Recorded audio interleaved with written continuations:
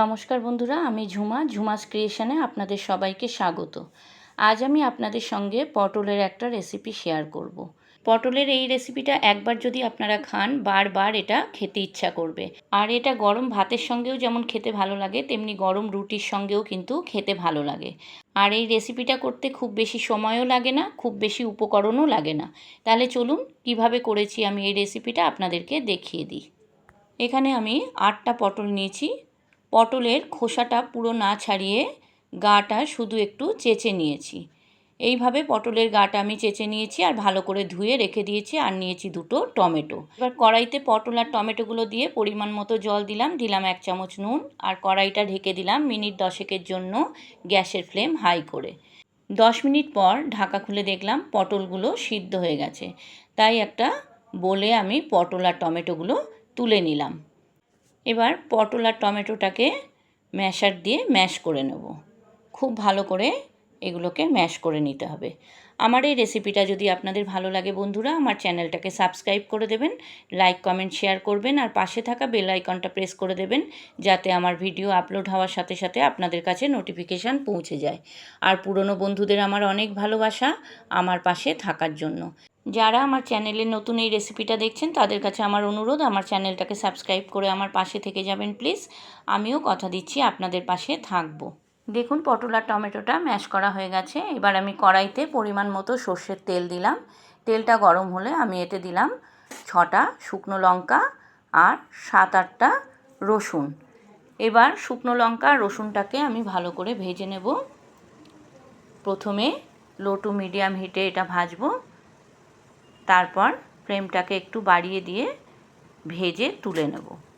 শুকনো লঙ্কা আর রসুনটা ভাজা হয়ে গেছে, এবার আমি এটা তুলে নিলাম। এবার ওই তেলেই পেঁয়াজ কুচি দিয়ে দেব। এখানে 2টো মিডিয়াম সাইজের পেঁয়াজ কুচি আমি দিয়ে দিলাম। পেঁয়াজ কুচিটা দিয়ে 2-3 মিনিট মতো নাড়াচাড়া করব। পেঁয়াজটা যতক্ষণে ভাজা হবে ততক্ষণে আমরা এদিকে নুন দিয়ে শুকনো লঙ্কা আর রসুনটা মেখে নেব।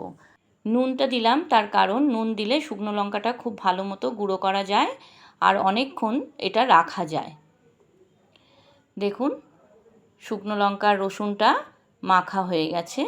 আমার এই ভিডিওটা কে কোথা দিয়ে দেখছেন বন্ধুরা কমেন্টে জানাবেন, আর রেসিপিটা কেমন লাগলো সেটাও কিন্তু কমেন্টে জানাতে ভুলবেন না। খুব সাধারণ একটা রেসিপি, কিন্তু স্বাদের অসাধারণ। আপনারা একবার হলেও এটা করে দেখুন, আমার মনে হয় আপনাদেরও এটা ভালো লাগবে। দেখুন রসুন আর শুকনো লঙ্কাটা গুঁড়ো করা হয়ে গেছে। এবার দেখব পেঁয়াজটা কতটা ভাজা হয়েছে। পেঁয়াজটা ভাজা হয়ে গেছে। এবার আমি এতে পটল আর টমেটো ম্যাশ করা যেটা রয়েছে সেটা দিয়ে দিলাম। পটল আর টমেটোটা দিয়ে খুব ভালো করে পেঁয়াজের সঙ্গে মিশিয়ে নিতে হবে। খুব ভালো করে এটা নাড়তে হবে, যেটুকু জল আছে জলটাকে শুকিয়ে নিতে হবে। দিলাম 1/2 চামচ হলুদ। হলুদটা দিয়ে আবার কিছুক্ষণ আমি নেড়ে নেব। যতক্ষণ না পটলের জলটা শুকাচ্ছে ততক্ষণ কিন্তু এটা নেড়ে যেতে হবে। এরপর আমি এতে রসুন আর শুকনো লঙ্কা ভাজাটা দিতে হবে। এই রেসিপিটা কিন্তু একটু ঝাল ঝাল হয়, আপনারা চাইলে ঝালটা কিন্তু একটু কম দিতে পারেন। এরপর আমি এতে দেব 1 চামচ নুন। নুনটা আমি এখানে 1 চামচই দিলাম, তার কারণ পটল সিদ্ধর সময় নুন দিয়েছিলাম আর শুকনো লঙ্কা ভাজার সঙ্গে সামান্য একটু নুন দিয়েছিলাম। তাই নুন ঝালের পরিমাণটা আপনারা কিন্তু আপনাদের টেস্ট মতো দেবেন। খুব ভালো করে এবার নেড়ে নিতে হবে। দেখুন জলটা কিন্তু প্রায় শুকিয়ে গেছে। যতক্ষণ না পটল থেকে তেল ছেড়ে দিচ্ছে ততক্ষণ কিন্তু এইভাবে নেড়ে যেতে হবে।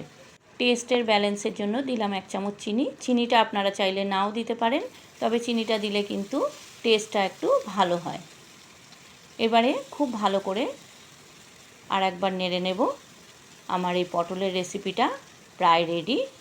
আরও কিছুক্ষণ নাড়াচাড়া করে আমি একটা সার্ভিং বলে এটা ঢেলে নেব। দেখুন তো কেমন লাগছে পটলের রেসিপিটা, হয়েছে না লোভনীয়? খেতেও কিন্তু অসাধারণ হয়েছে। রোজ রোজ একঘেয়ে পটলের তরকারি না করে একবার করে নিন না এইভাবে পটলের এই রেসিপিটা। আমি বলছি আপনাদেরও ভালো লাগবে। আপনারা যারা ফেসবুক থেকে আমার এই রেসিপিটা দেখছেন আমার ফেসবুক পেজটাকে ফলো করে দেবেন, আর যারা ইউটিউব থেকে দেখছেন আমার ইউটিউব চ্যানেলটাকে সাবস্ক্রাইব করে আমার পাশে থেকে যাবেন প্লিজ। আপনারা ভালো থাকুন, সুস্থ থাকুন। আবার আসবো আমি অন্য দিন অন্য কোনো রেসিপি নিয়ে। আজকের মতো চলি। ধন্যবাদ বন্ধুরা।